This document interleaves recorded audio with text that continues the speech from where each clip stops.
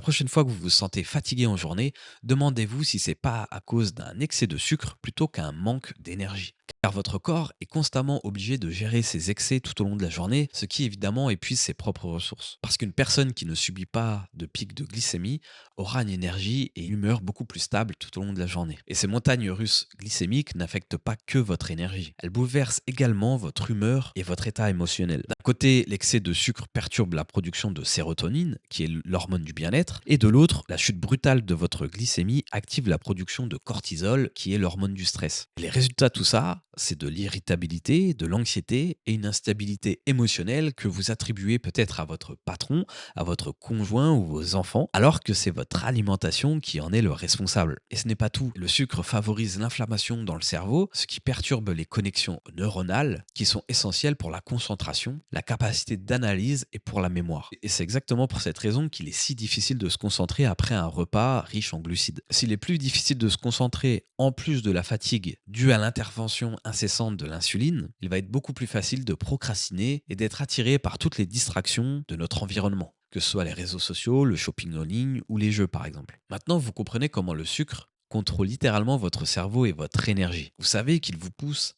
à en consommer toujours plus, refermant ainsi sur vous un piège dont il est très difficile d'en sortir.